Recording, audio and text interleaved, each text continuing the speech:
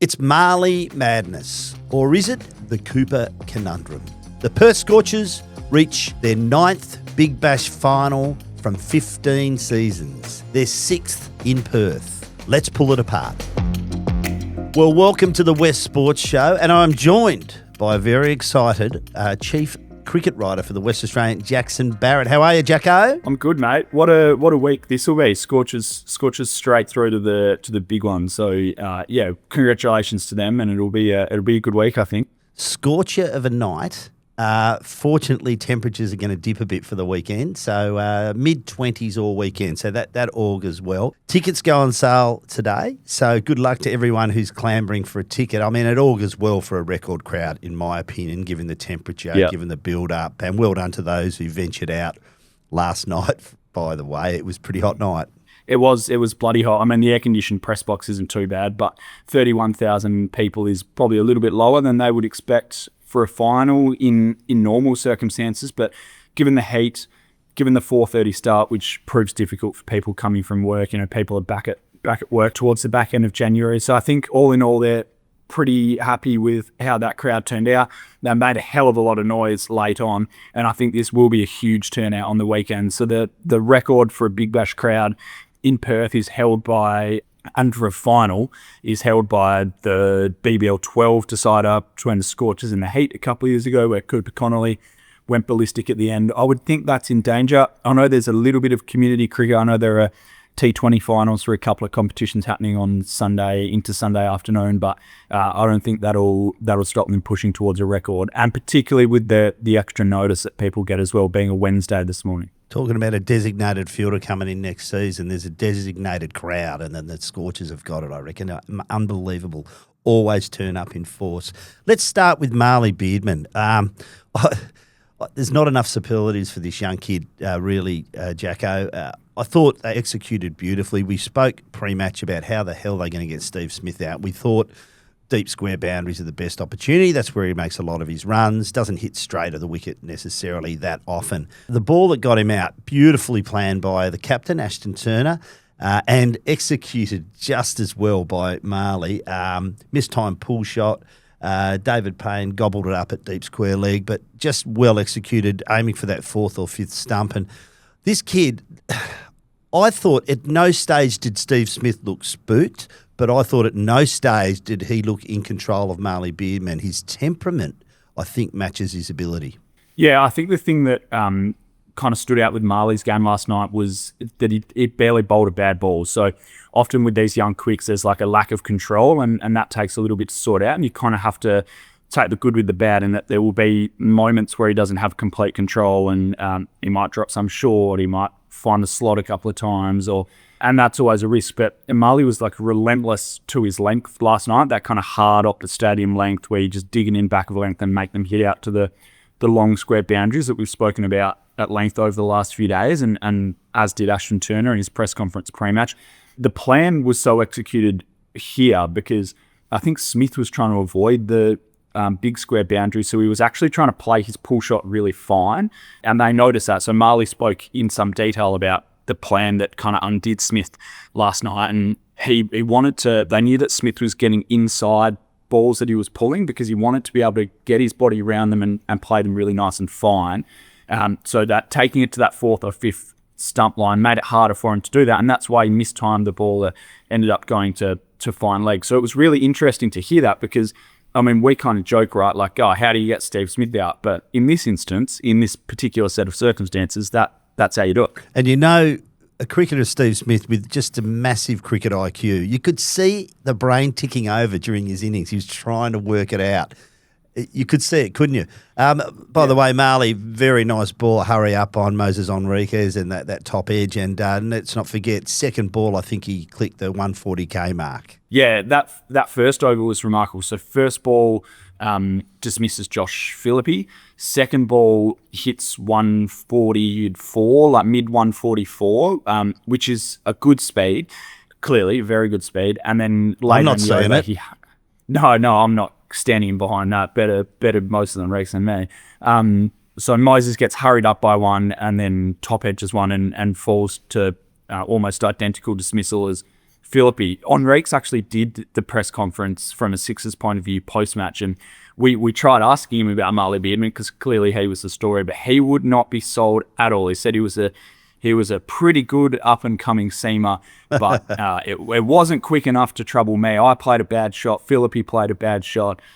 He's an okay seamer, but when you watch Mitchell Starc, like, that's real pace. So seriously underselling the work of Mahli Beardman was Moses Enrique's post-match. But Mahli was great. 3 for 20. It was a career-best performance, but he's probably had 2 or 3 career-best performances in the last 2 weeks. So he's on a rapid rise, and I can't help but thinking 3 years ago, it was Cooper Connolly who had played 4 games and burst onto the stage in a final. And this final just feels primed for Mahli Beardman now. It does indeed. Let's not forget Moses hoping to get through on Friday night and return here on Sunday. So you can sort of understand his tactics there. Correct. Not trying to talk Mahli. He probably should have talked him up a bit more, actually, set him up. That's probably what he should have done. But Cooper Connolly, not making many runs at the moment, has been moved from the number 3 slot, but you can't bag his bowling. I mean, another wicket in the first over, has taken 8 wickets in the past 3 games, just named the Bradman Young Cricketer of the Year yesterday. So Cooper is certainly still delivering in the Big Bash. Yeah, he is. And the reason I love the left armour to start is, tastes, really dangerous to right-handers. So it's a nice way to start the innings. He got Bubba Azam out last night for a pretty swift bit of wicket-keeping from Josh Inglis, a great bit of wicket-keeping, really. So he just keeps finding a way to impact the games. And I think that's the impressive thing, is that he has been on a lean run of form. But, I mean, the trajectory of a cricketer isn't always linear. The trajectory of any young athlete isn't always linear. He's going to have lean patches, particularly in this format. But to be able to impact with the ball, and impact in the field constantly means that he's always having a say on proceedings. So they moved him from number 3 to number 5 last night, which surprised me. One, given that it's a final and he'd batted there for the last couple of seasons. But the Scorchers tend to try and back guys in roles. So it was a surprising move for me. It worked out okay. Yeah. I don't know if they'll be wedded to it, because Hardy came in at 3 and I think he scored 19 or 15 or 19 off 18 or something like that, and never really got going, and the innings kind of stagnated a little bit through that period. So I don't know if they'll be wedded for it. There might have been a matchup or a situation that they saw in there that felt that it kind of made it necessary. So it'd be interesting to see where he comes out. The thing with the Big Bash is, and Finn Allen spoke about this on the show the other day, is that there's a difference between like runs and confidence, because sometimes you can be hitting the ball well, you can have a good couple of nets, but things in T20 cricket just don't go your way. So he kind of says there's no such thing as form. What matters is confidence. And I kind of just wonder in that prism where Connolly's at the moment, because it's tough to turn around, right? Like if you're lacking confidence with the bat, they'll probably train maybe twice between now and Sunday's final, and it's pretty like play, rest, the Big Bash League. So I think it can be hard to wrestle that around, and that might be why they made that move. Bit of Greg Chappell from the 1980s about that, a run of ducks, and he said, "I'm not batting badly, I just keep getting out." Yeah. That reminds I'm not me out of form, I'm out of runs. So, as you said, he keeps contributing, but and he is a bowler they've used regularly to open the innings. Back in the day, you would never have heard of it, would you? A spinner open the innings in a Perth cricket match. But there you go. By the way, I did forecast Bubba Azam to come good in that game, but I've still got Sunday night. He had a shocker in the field as well, poor Bubba, and he's in the hot zone all the time. He was at cover. He was a gully point, which are like, the Paul spends a lot of time in that part of the offside region. And he just got peppered, like balls. He'd be on the ring and he'd like go down for the long barrier for balls that would bobble away from him. And he just had a nightmare. Come on, mate. It's only 20 tournament. It's only 20 overs. It's over pretty quickly. He's all right. He's got plenty of dosh. Don't worry about him. Yeah. Jai Richardson again bowled well, played his part. And David Payne, 2 for 13. I think 2 for 2. From just a magnificent from the surge over. Just a magnificent performance from him again. Just been a great in. Yeah, he has been. The Scorchers loved him when he was around that title-winning side 3 years ago. They were really keen to bring him back this year as part of their push to get reliable people and reliable performers back in their group. Laurie Evans is the other one of them, and they actually didn't cross over when Payne was here the first time, but they've both come back this year. And Laurie, in his column a couple of weeks ago, wrote about David Payne in the West and actually spoke about how, as a young bowler, David Payne was this like fearsome, big left-arm quick that was slated as a long-term England prospect. And he played one ODI, so that hasn't quite worked out for him, but he has now just like transformed his game and is just this like plug and play, super reliable guy who has all the tricks, can bowl in all three phases of the innings up the top, bowls the surge, bowls the death, hits his length, uses his changes of pace really well. And as Laurie wrote about, just makes batters think all the time and change their plans, and kind of he wrestles with their plans a little bit, and he's a really tough bowler to navigate. So he's been a great in for the Scorchers. It was at the start of the season, it felt a little bit funny because they'd already signed Joel Paris, so they've now got these two left-arm quicks. Payne wasn't available until after January 6th when he finished in the ILT20, so it felt a little bit odd, but I think anyone kind of questioning it has been proven wrong in the last couple of weeks. He's been brilliant. Joel Paris bowled very well in this tournament as well before he was injured. So what does it look like on Sunday? So we've got Joel Paris and Ashton Agar possibles to come back from injury. Obviously, Luke Holt was also dropped from that team last night. Do you expect any change? I think the spinner is the interesting one. So I think Paris and Agar, my understanding is they're both possible, but probably not probable for Sunday's match. The selection call last night, as he said, was Luke Holt, the leg spinner, out for Brodie Couch. Luke Holt marked out his runner at Optus Stadium last night, so I would say that indicates that was a call that was made incredibly late. It was only after the toss that he kind of like wound back his warm-up a little bit. So I think that was a really late call, probably a deck-related decision. So I think that'll probably be the case on Sunday. They're moving wickets. Yes. So they've used the two outside strips in the last two games. So the far eastern side of the wicket block for the Stars game and the far west for last night. But the one in the middle, they're already working on to prepare for Sunday. So it's a fresh deck to the one that they've used in the last couple of games. The Optus wicket's been pretty unpredictable, and I think the decision around Holt and Couch will come down to the deck. Agar and Paris, I think there's probably now risk attached to bringing either of those guys back in for a final. I would say Agar probably the most likely because of his batting. So if they felt like they needed to pick a spinner and Agar was to make himself available, then there's that number 8 position where it kind of gives you a little bit of both. But Paris's last innings was pretty good too. It was as well. Yeah. He can more than hold a bat, Joel Paris. So there's that factor as well. I would think he probably finds it a little bit harder to break into attack. That if it is a 3-seamer attack with Payne, Richardson, and Beardman, I think he'd find it pretty hard to break in now. And there's a lot of conversation about the wicket being a bit too paced last night. Yeah, there was. It was interesting getting the takes of the two guys in the press conferences. So Mahli Beardman said that Mitch Marsh came off after his 5 balls at the start of the innings and said that it was actually pretty good.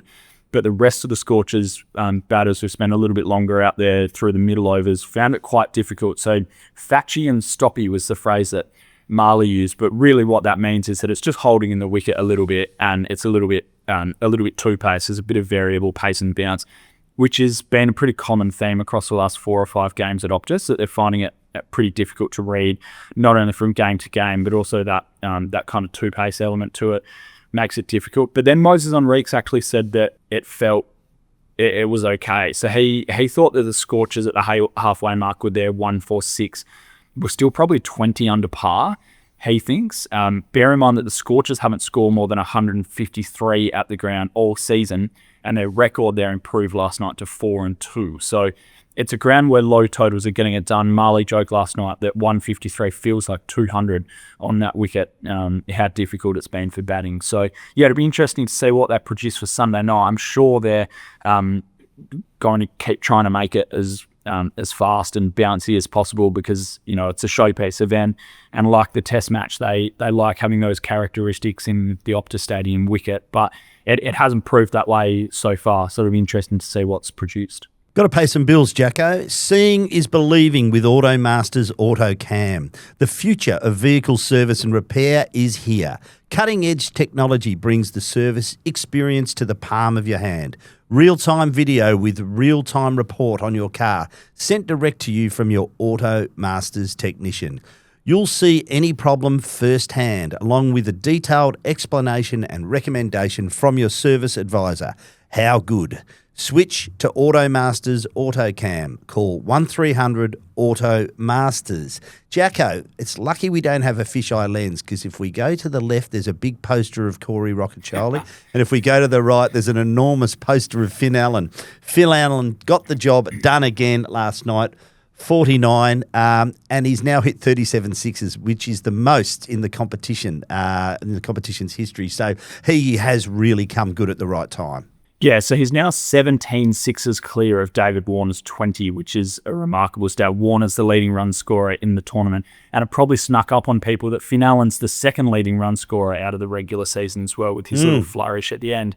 The six to break the record last night might have been the best of the lot. He went inside out over cover off, I think it was Ben Dorcius, and there was a wide-ish cover in place and a long off in place, and he just split them over the ring fielder at cover. It was an unbelievable shot. He did get out soon after. In fact, it might have been the very next ball he chopped on to Dorcius with like an off-pace delivery.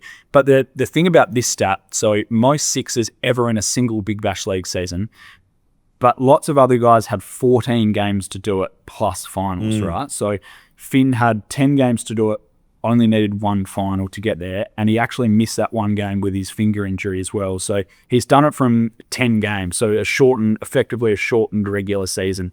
And we had that block of years where we were playing 14-game Big Bash seasons. So he is one of the best power hitters in the world now. Like, I think he's moving into that realm of guys like Stoinis, Tim David, Nicholas Puran. I think he sits pretty comfortably in there with the best T20 power hitters going around. And good news from yesterday's podcast. So he's on in the second year of a 2-year deal, wants to come back again next year. Yeah, wants to come back. So there's two ways that the Scorchers can bring him back. One is they retain him through the draft, which is normally in about September, but they can actually lock him away earlier than that. They just need to give him a multi-year deal that guarantees that he's available for the entire tournament. So they're the rules around kind of signing players outside the draft. That I would presume they would like to do that, given that he's 26, he's coming into the form of his life. He took a little bit of time to figure out the Optus deck and the Australian conditions. Once you've invested in someone like that, you kind of need to keep pushing on. I think that's certainly the Scorchers method anyway. So yeah, I'd expect they'll try and find a way to bring Finn Allen back, and then that leaves, as it has done for the last couple of years, Laurie Evans back in the draft pool. He was snapped up by the Renegades a couple of years ago, but the Scorchers were incredibly keen to bring him back this year. That was a plan that was hatched right at the end of the last Big Bash season, if not before, to bring him back. And then David Payne's been a huge success as well, as we touched on. So there'll be a few moving parts there. It'll be difficult to bring all three of them back. So and that's what the Big Bash League is after, right? Like the kind of jeopardy around those imports. So they'll be doing their very best to get at least two of them home, I would say. And do you expect much change to the batting order? So we mentioned that Cooper had been moved to 5, Hardy to 3. Wasn't quite successful last night, but we know what Hardy can do. Room for growth. So Josh Inglis, Mitch Marsh missed out last night. Cooper Connolly's a little bit out of form with the bat. So there's room for improvement, which is a good sign for the Scorchers. Yeah, there is. I don't think there will be much change with the bat. I mean, Marsh has missed out a few times recently, as has Inglis, in these kind of low total home games as well. So that probably needs to be credited there. I think they'll probably stick fat with the bulk of the order, as in Marsh and Allen clearly will open. The number 3 spot's the interesting one, but then you can lock in the kind of Turner-Evans axis towards the end of it. So yeah, it'll be interesting to see what they do with Connolly. I mean, it might be a net-based decision. It might be, like we said before, a confidence thing. It could be match-up on game day. Who looks like it's going to be bowling, whether it's the back end of the surge or later in the innings. It could be based on how long the openers hang around for. I would like to see Connolly backed in at 3. I think he's clearly a special talent, and just felt like as good as Hardy's tournament has been, I just felt like it probably stagnated the innings a little bit for a while. That period with Hardy and where Allen wasn't getting an awful lot of strike, and then Inglis came in and it was a little bit the same. So I think they'd probably assess that and potentially shift Connolly back up the order. Adam Vogels is speaking today. It'll be one of the first questions I put to him, and we'll see where they go. Let's swap that cap for a cowboy hat, Jacko. For over a century, Sydney Kidman stood for cattle, courage and country. You didn't know where I was going there, did you? And a man who built his life on the strength of the land and the people who worked it. Today, Kidman carries that legacy forward with boots and clothing designed for resilience and authenticity. Each Kidman piece reflects the rugged elegance of the Australian landscape. Sounds like you, Jacko. Made to be lived in.